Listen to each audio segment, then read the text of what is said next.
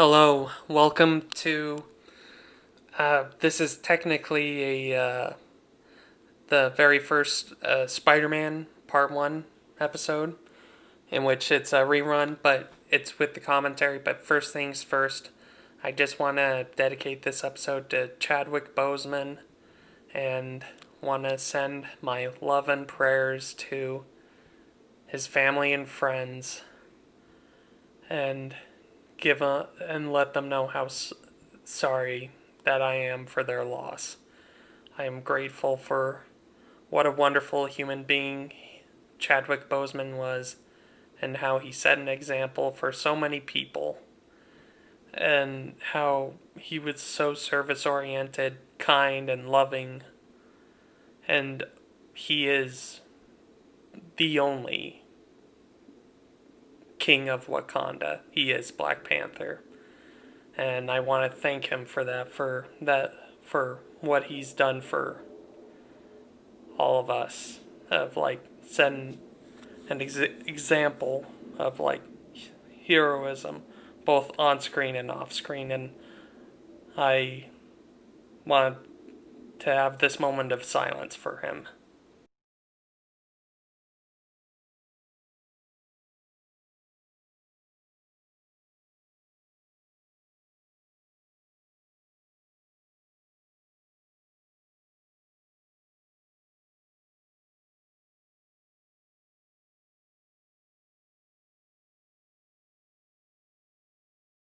So it was brought to my attention that a friend of mine said, you do great videos, but you need to sell yourself more and involve more yourself because,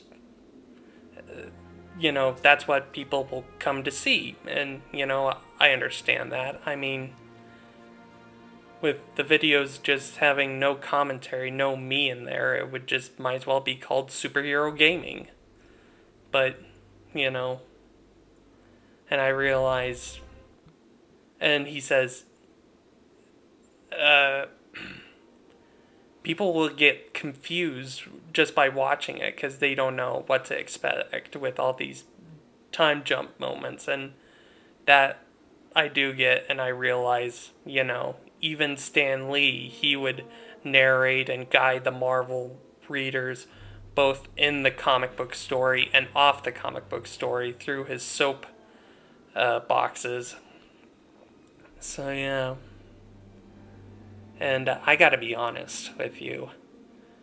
With Chadwick Boseman's passing, that kind of opened old wounds for me. Like with Stanley's passing, and a couple of well, two family members of mine that passed, my grandmother and my aunt, who I really love very much. So, yeah, and that's why another reason why I connect to Spider-Man so well is that he's gone through like tragedy of losing loved ones, and yet he honors their memories by fighting on, being the hero that they want him to be, and carry the lessons that they teach him through him. And that's what I try to do, and that's what I'll try to do so hard, of the lessons that Chadwick Boseman taught not just me but all of us.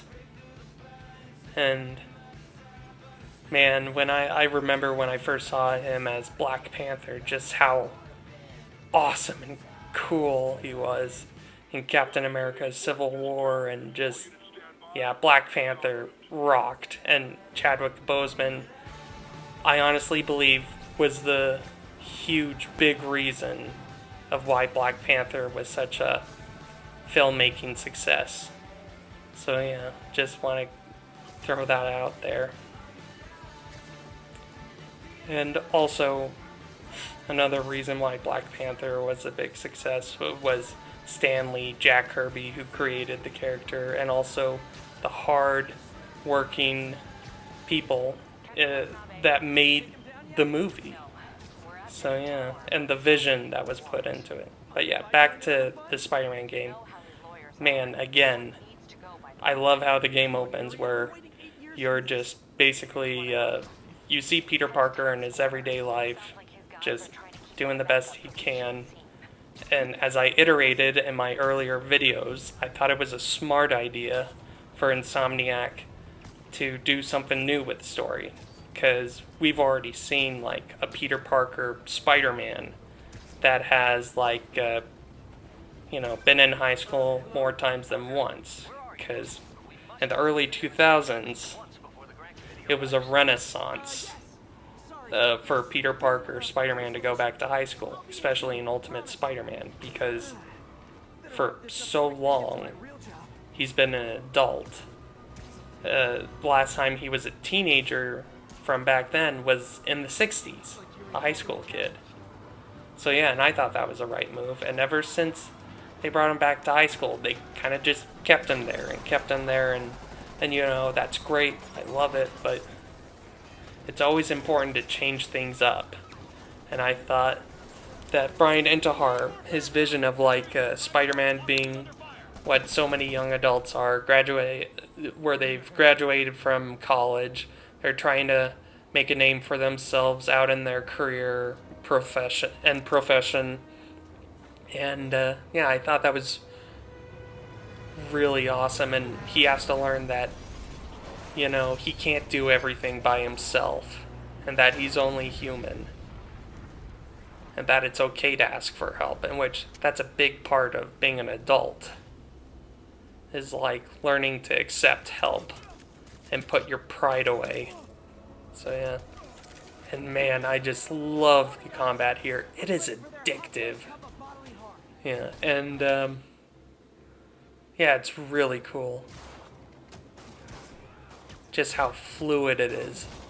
And he shows off his acrobatics, and the game does want you, and it like entices you through its tips and tricks and the way it plays to fight like Spider-Man, acrobatic, because he's not a brawler, he's not a very melee oriented person, he's very movement oriented, like an athlete at the peak of his career.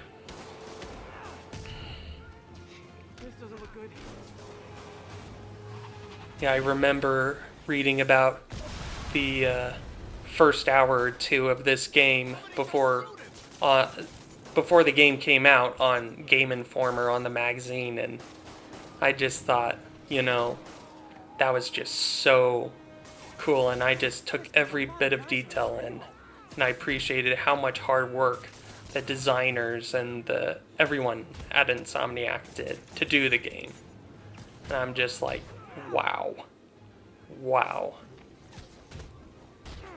And, and I'll be honest, in high school, I took multimedia classes, and I loved it, dealing with, like, animation, news reporting, movies, graphic design on Photoshop and whatnot, and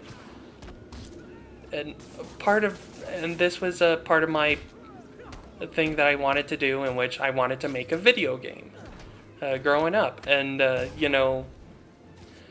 and lately I've been researching. It's like, Epic has an Unreal Engine, which is free for everyone to use to make video games, and I've watched a documentary about like how God of War, the new one, was put together, and how much hours and work and effort it took into it. And it reminded me of a creator that said, yeah, for you to experience something within like something as simple as a comic book within like a 5-minute time period, it took the creators of that comic 5 hours at least. 5 or 8 hours, many hours to work on that through like many trials and errors. So yeah. And just, maybe I'll give it a try of making a video game, in which I definitely will, but I'm not going to go, like, all into it. I mean, that takes a very special kind of person to, like, really go into it. And I love video games, I really do. I just want to make sure, because there are other things that I really want to do. What I really rather want to do is make YouTube videos, and in which I'm going to have a blog set up to show this, make art, writing, short stories, books, and comic books, my own comic books. That's what I'd rather do. So maybe I'll make a comic book to pass the time. It just... I was mistaken to think as a kid, it's like, oh, I bet making video games is easy. Or doing a movie was easy. It is anything but easy. Because I remember one time in high school in my multimedia class, I took there was an assignment to do a music video. And I was the director of it, and it was so hard to make sure that your ideas were spread across and that you, make sure everyone understood what it was and everyone followed directions and whatnot. And, and I feel bad, for those that worked with me, because I was learning, and I learned that, it was a tough experience for all of us, but also for them, because I was stressed out. I even, had my moments of frustrations where I was like, ugh! So, yeah, and I'm grateful for their patience. And I did apologize to them and said I was sorry for how I was. Yeah, I have a lot of respect for people who do what they do in their profession. It's easier to just play or experience something that someone made and make critiques and whatnot, but it's another to follow, to do what you do, know how to do it, and put in the passion and the hours. So, yeah. And if I were to make a video game, I'd love to do, because I miss those Super Nintendo games. Two kind of games I like to make is a side-scrolling action-adventure game. Kind of like X-Men Apocalypse, but do it with a ninja and whatever.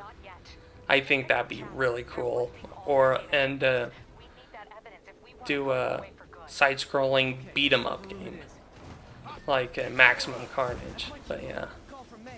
But I'll tell you this, if I had all the energy and whatnot, and if I could freeze time, in which, I don't know, maybe I could do this one day, but I would love to, make a Venom video game, a 3D video game. Do a Venom video game in which the main game is Eddie Brock, and then you have a separate mini game in which it's basically size of a PS3 kind of game, but it's for Flash Thompson's Eddie Brock. No, sorry, Flash Thompson's Agent Venom story. So yeah. And I remember one day I was just doodling down ideas of how to make my own, Arkham experience of not make it a lot like Arkham, but in quality of also that sense of fear and horror and suspense with Venom. So yeah, and maybe I'll do that one day. I remember I saw this, in which there was this thing that was out for the PS4, in which you can buy this game called Dreams, in which it helps you make video games. And I was like, oh wow, that's cool. And it's yeah, maybe I can finally make the games that I've always wanted. Because I've heard stories this one guy made the Avatar game, is making the Avatar game and putting so much hours into it that he's always wanted but never gotten. And so many fans and so many people have noticed him and are so excited. And they've shared his views of what an Avatar Airbender game should be like. So yeah. They're so cute when they're oblivious. But yeah, and I have a lot of respect for that guy, but when I took a look at what it actually entails to actually work the Dreams thing, and I'm grateful for the developers on Dreams to make it where it be easier and help educate people of how to make a video game by using a video game, but I'm just so used to Like, I'm very atypical kind of guy where if I'm going to use a video game console, it's to play video games. That's it. I'm not going to use it to, watch a movie or read comic books, in which there are times where I make exceptions to the rules where there are free comic books that come with the game. But yeah, I'm just the kind of guy who's like, video games, computer stuff, computer stuff. But yeah, but that's just me. Because, the time that I spend on whatever it is that I'm doing on whatever device is valuable time. Because I want to make sure that my family make sure that they get to use the stuff that they wanted to use. So I'm not always hogging it. Though it's a constant struggle to make sure that, to remind myself, like, hey, they need the computer now. But yeah. Or they need the TV. They want to play the video game console. So yeah. Though really, I'm basically the only one in my family that really plays the PS4, PS3, in which my little sister and I, we play like GameCube of like Super Smash Brothers Melee and a Super Mario Strikers. I love that. It's basically all the Nintendo characters playing soccer. And not just soccer, but soccer with no rules where everyone like beats each other up or pushes them into an electric fence, force field. It's just wild. So yeah. But yeah, I'd love to share my ideas for you of what I would do with a Venom game, but I'm only going to give you some ideas. Because I may still do it, and one day I do hope, if I do work at Marvel, that I could share with them my ideas and be like, this is what I think that we ought to do for a Venom game. But for Eddie Brock, the Venom game, because I honestly think I took the idea from Frank Miller when he and Brian Azzarello did Dark Knight Returns Volume 3, The Master Race. And that's a mature book, people, not for the faint of heart, not for kids, not for family. But where he had this idea of like, let's give him a mini comic, a comic book within a comic book. So I thought, you know what, why not do that? Because I remember growing up and I was like, well, I finished the main game, how awesome it is, and I loved it, but I don't want to do like all this other stuff like races or whatnot. I wish there was like more story content or missions for me to go through. So yeah, and I thought, why not do that? And back then, even in the early 2000s, just like getting every collectible coin or thing or whatever, do all the races and combat trials, was more labor intensive than it was today. I'm so grateful that, and I honestly believe that Rocksteady like revolutionized that to make it easier for everyone and tied them into the story to make people like really want to do them. So yeah, I think the Venom game, the Eddie Brock one, I think Donny Cates should write it, because you know what, in my opinion, he is the best the best Venom writer ever.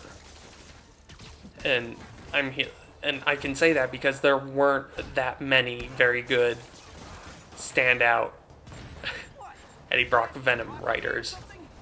And for the Agent Venom game, the premise of the game is the game starts where Agent Venom is like, and this was the time when Flash Thompson had the Venom symbiote, and he was part of Captain America's Secret Avengers.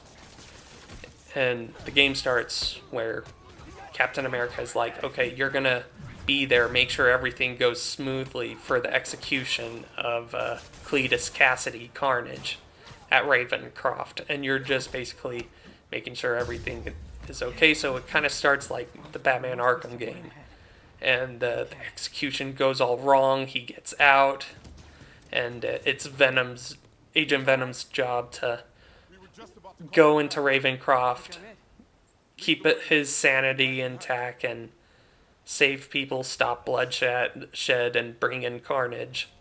So yeah, and I think that would be really cool. Like at times, like when you get very angry or if you get hurt, you can see like Eddie Brock, no, not Eddie Brock, Flash Thompson fighting the urge to let go of like going whole Venom out of like monstering out, in which you see it where his eyes go from like those slits with like where the white linings of his eyes to like white eyes of Venom and like teeth showing, and when you choose to rage out, that's when you get a sense of like you're losing control, and yet you're giving in to that sense of losing control, and yet you have to like rein it back in, and Flash is like, okay, I can't do that again, and where it gets like more difficult to like maintain control of like not to lose your temper or whatever. So yeah, and I thought that would be very interesting, and yeah, do it like stealth combat, not like Arkham, but different, and do like yeah, combat, story backgrounds, and that Agent Venom would turn to Scarlet Spider, Kane, for help, for intel on who's who in Ravencroft and what to expect, information that the Avengers don't have, while Cap feeds Agent Venom the intel that he can get. So yeah. So back to this game. Sorry.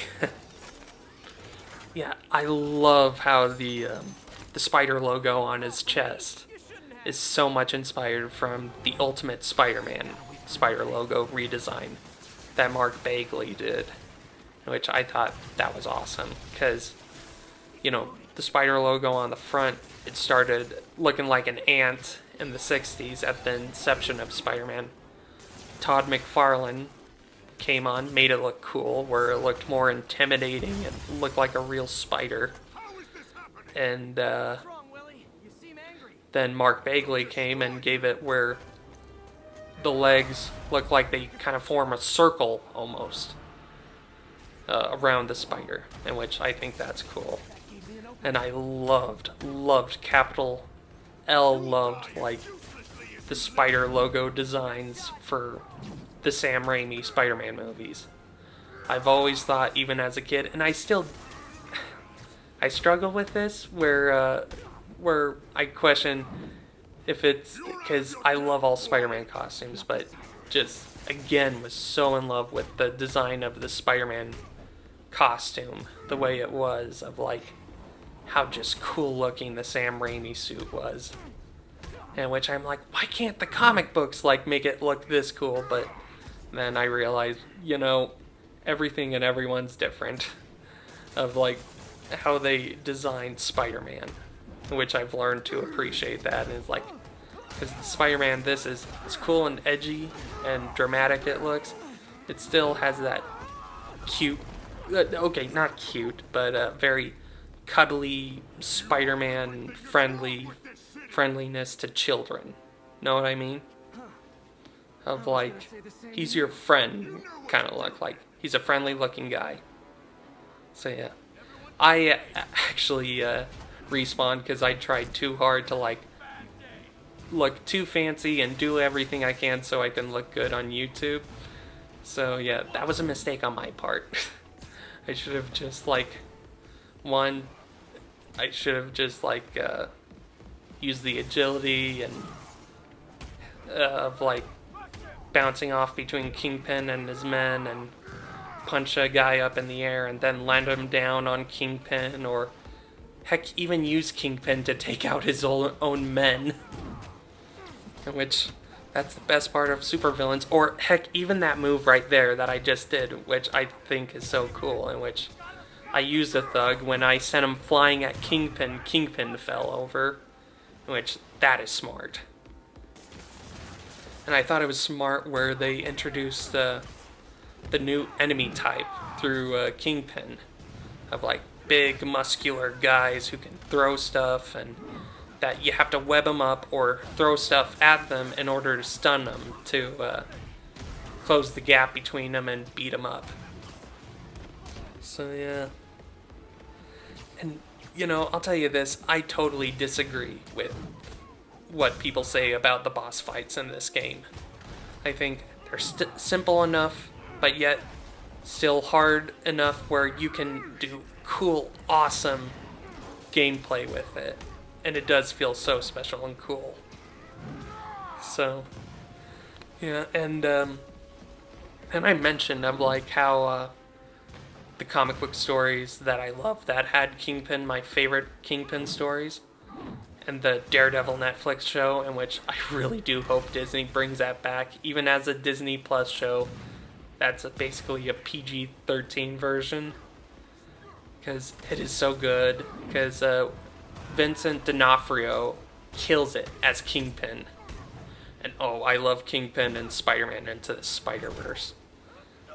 Yeah, I thought that was awesome, and how they played him into the theme of like the need of wanting, need of belonging with a family, to feel loved, to be accepted, and share yourself with people, which I love that very much.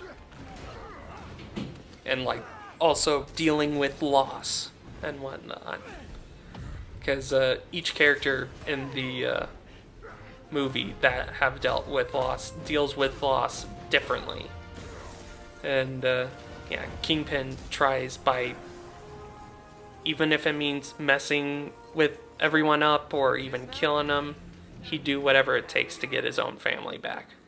Whereas the spider people, Miles, they would do anything to make sure that what they went through doesn't happen to anyone else, in which I find that, one, that is so inspiring, and two, that is so true in this day and age of human nature, because that's what, just of that simple choice that a person follows easily defines them of like if they're good or bad.